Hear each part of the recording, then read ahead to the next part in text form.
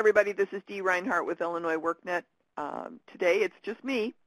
Everybody else seems to be on vacation for the holiday because they're at the college and the college closes down. So it's just me, so we'll make this brief, and hopefully you are going to watch the recording. I've got a couple people that are in the webinar, so please make sure that you check in and let me know where you're from. One of the things that we're going to do right now is wish everybody a happy Festivus. Today happens to be December 23rd, and it's the celebration of Festivus. And it's just amazing to me that one television program brought about a whole wiki page and a WikiHow, and it's amazing. Anyway, so let's move on to the important part of the call, which is the information that you guys need to know about. So let me move over my screen. And right now you see a real customer. So here is the intake dashboard, and one of the things that we like to go over is all of the intake numbers. Missed orientation is growing by leaps and bounds, but what I did notice just recently is that our declined EPIC services at this time, the reasons are in there for the most part. Right now we are down to only having I believe it's 48 people in the list, which is very good. Let me bring that up and over. So this is the screen that you guys need to see.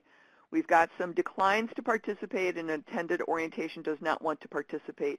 We need a reason in these areas. So I've got 3 from Cal Park, 3 from Northwest, 2, 3, 4, 5 from Southeast, several from Centralia, 1 from Marion, quite a few from Mount Vernon, and quite a few from Murfreesboro. So one of the things that I did notice on this, that is if you put a reason in but did not sorry, I can't get this to just get here. If you did not pick an orientation session, your reason will not have saved. So all of these people that do not have an orientation session selected, those reasons, if you put in a reason for not attending, will not save. It will not show up in the list. So you'll have to go back in, pick a morning or afternoon session, and if you did pick a session, then the reason will appear. So it could just be something quite as simple as making sure that you have the session entered into the information that we need. Additionally, we've got 19 people in the incomplete application older than 24 hours. We may need a reason in those to make sure that you're following up with these. Customer profile information needs finished. That might be something as simple as a DHS number needed or a RIN number needed. Make sure that you're checking on those. Ready for review by the DHS caseworker. This is just a program. So my suggestion to everybody is, as we're trying to increase our numbers and get people through the system, follow up with these 3 areas right here so that it is something, low-hanging fruit. Make sure that they're in there and ready to go. Needs to be scheduled for consent or missed consent meetings. Those people need to be followed up with. If they're not going to show up, maybe they need a conciliation report. And not assigned to the CBO, those 3 people, if there is no appointment, please, I will be checking on those later. But if you do have a situation, make the phone call. That's that in that dashboard. Let's go to the enrolled dashboard. And one of the things that we need to look at, and I know that Deidre Wesley has been working on this, is the referral pending no contact from customer recommend conciliation. We've got 93 people in that list. What you need to do is get those people back into the office. If they don't show up, they get sanctioned. And if they do show up, get them rescheduled. So that number should be declining, not growing. You need to check that on a regular basis. And then we will be working with everybody where the referral is rejected. And then we need to make sure that if there is a person in the situation worse or no progress, that we are making sure that staffings are getting done, especially in Cook County. So those things are very important. Then now what we want to look at is the intake projections. We've got a Region 1 is continuing to grow. They're doing pretty good for the monthly target for November and December. They were lower numbers. So we've gotten in much better numbers. These 2 months gave us a chance to catch up a little bit. Region 2 is rocking it. Region 3 is beginning to climb continually. Region 4 is doing very well. They're starting to reach their target goals. And Region 5, it just has been hitting it out of the ballpark for a long period of time. Okay, now what I want to do is I want to remind everybody that if there are issues with any of your customers, even if you are not in Cook County, you may want to consider scheduling a staffing just so that you can keep track of what's going on with the customers. But the staffings are required in Cook County, and we do have contact information in here on the restricted resources page so that you can get in touch, and the documents that are required for the staffing as well. So I just wanted to point that out to you again. Now, one of the things that I want to show you is a new feature that's coming up on the case notes. And what I would like to pull over right now is, this is from our test site, and on the export list that we put out, so we've got turtle ice cream, coconut ice cream, all of these people are in the system. And if you scroll all the way to the end, what we have is showing up in every exported list that you add is whether or not there is a case note, what the last case note was on the profile, who entered it, and when it was entered, and then if they are, if they are in the system and they have a progress page case note, it shows you that case note, who entered it, and when it was entered. So this is real useful to maintain follow-up with your customers and know who the last person was and whether or not you need to respond to something in there. So that's a really great tool that we will be going live with tonight. So when you come back and you're watching this on the 27th or 28th, which I hope that you do, that these case notes are going to be available in the exported list for you. Okay, now that's pretty much, the last thing that I want to say is please inform all of your front desk staff in each of your offices that if someone does show up to your office and is inquiring about the EPIC program, that you have flyers available for them at the front desk. Inform all of your frontline staff about EPIC and let them know that it is available depending upon specific criteria. We did have a situation where somebody heard or saw a social media post, walked into the office, and the person at the front desk did not know what the program was. They referred them off to a social service agency, hoping that they could just take care of them.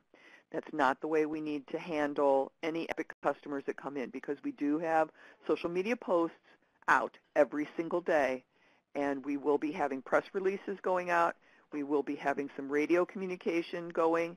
So please, please, please inform your front desk staff that there is an EPIC program and that you can give them a flyer if nothing else.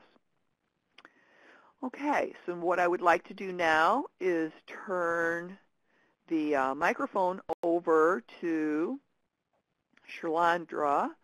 So let me open up her mic, and I'm going to pull up her website while she's talking.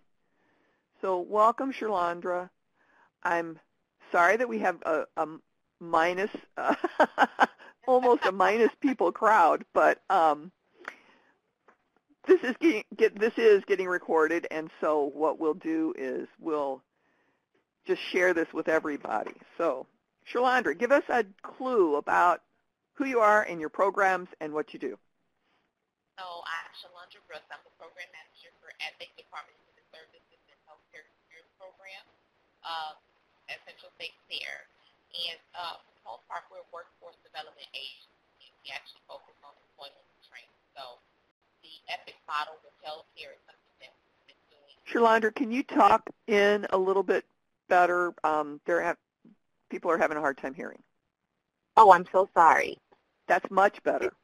That's much better? Okay, perfect. So we're Central State Care is a workforce development agency. So the EPIC model that we've chosen with healthcare and the career pathways is something that we've actually been doing for over 10 years, and we just saw an opportunity to just kind of do the stackable credentials using the EPIC model. One thing that I can talk about a little bit about the process of what we do once individuals are referred to our agency through EPIC. They come in for orientation. We do a presentation. We tell them all of the things that are available to them, and then we kind of help them just give them a brief overview of what's actually going to happen. So from the orientation, they will leave with a date to come back for an assessment. And usually we're going to do everything that week, because if you don't assess them that week, you're going to lose them. So we bring them back. We schedule them for an assessment with our lead career development specialist, which is one Shannon Jackson. She'll sit them down. She'll speak with them. They'll tape test just to see where they are. And the tape test is to identify whether or not they're going to need a bridge program prior to training, or if they're eligible to go straight into training. Once we've identified those things and where an individual is, we still have them take Employment 101 through Illinois WorkNet. We have them take Illinois. We do Employment 101 with Illinois WorkNet. We do Career Foundations, and we do job readiness training. So individuals, and we are making sure they have to do 20 hours with us. It's a requirement that they're meeting with us. They're participating in workshops. We do digital literacy. We do resume. Everything that they're going to need prior to training is done we make it a point to do it within the first 30 days to keep them engaged and to let them know that we're actually serious, because they start to see the value in that. From the assessment and moving them through Career Foundations. And Career Foundations is just helping them to identify, okay, you want healthcare, but now let's talk about what track are you interested in. So they take that, and they're required to participate in that for 32 hours. So the first 30 days, they don't have a lot of time to breathe, and we just get everybody going quickly and immediately, and then from there they're going to go into training, or into a bridge program, or they might be just a little bit basic skills deficient, so we'll work with them to actually increase those level gains so that they can go directly into training. And from there, they're in their training. We're having them do their CNA first. And from the CNA portion, those individuals can go into, once they're completed, they have the opportunity to go right into their work experience and then into their stackable credentials. So some individuals have come working, and some individuals, are only interested in work. But we have a system where we're able to serve all of those candidates that actually walk through the door. So again, SEER just is a workforce and development agency, and any wraparound services that we can provide internally, we will do, and anything that we don't have internally, we actually refer them out. And what programs are you offering through the EPIC program? We're offering CNA, phlebotomy, EKG, into the PCT track, which is the patient care technician, where they actually have 4 credentials, which is a certified nursing assistant credential, the phlebotomy technician credential, EKG, which is the electrocardiogram technician, and the national certification for the patient care technician. So they actually walk away from that training with 4 credentials that are recognized nationally. Very good. Mm-hmm. Very good. Who are some of the employers that you work with to help place these students once they're done? We have a direct pipeline to Rush University. We have a great relationship with them. We've worked with them for over 7 years. We actually head up their annual job fair events. We are working with Mount Sinai, Aldine Nursing Home, Imperial Nursing Home. I believe they changed their name. We work with California Gardens. There's some others. We're going to be doing some work with Advocate Healthcare as well for the patient care technicians to transition straight over there as well. So there's a lot of opportunity for them to access the hospital setting, the home care setting, or just the rehabilitation centers. Very good. How many people do you have in your program right now? We have 36 individuals in our program. 10 of them are probably in outreach, but we try to make sure that we're reaching out and contacting the local office.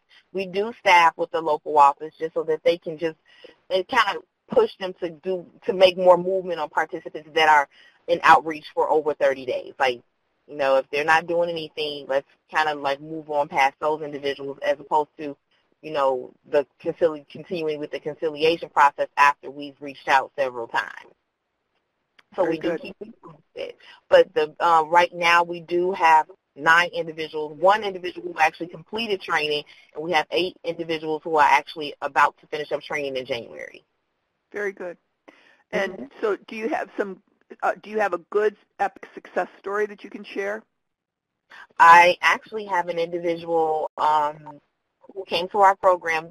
It was very difficult. She was the very first person that actually got referred to our program, and she was a victim of domestic violence. So she was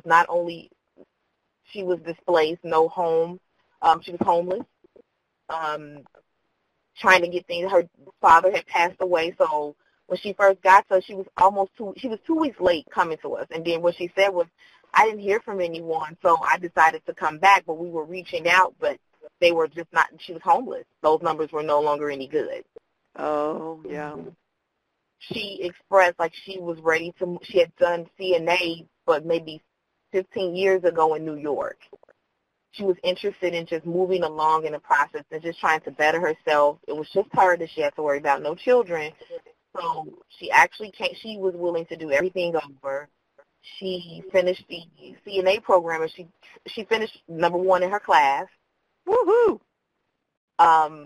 She's sitting for her credential. I believe she's sitting for her credential. I think it's this month or in January she's going to sit for that credential. And she's going to access her work experience. And although it might not seem like it's a lot and it's something that, that we would, we could navigate on our own and pick it up, it's not that easy for them. And She takes a nice hike. She's way south. and she comes down to Little Village, and she's going up north. She's in her stackable credentials now. So now she's in her EKG and phlebotomy portion. She goes to class, or she's going to be working. She's going in class every Saturday now. And she's traveling from south all the way up north to make sure that she's doing this training. So she's, you know, although it might not seem like a lot for an individual who is putting forth effort and they have a support system, it's a lot to them. Right, right. So you're going to have to write that success story up and get a picture of her so we can put her up on our success story page. Absolutely. All right, Shirl Andhra, I was just looking, and I need a brochure from you guys that I can put up on the website. So okay. if you can send me a brochure, then that will be available for all of the DHS staff to share and use when they're trying to help somebody decide on picking a program. Gotcha. All right. So, Savath, do you have a question for Shirlanda?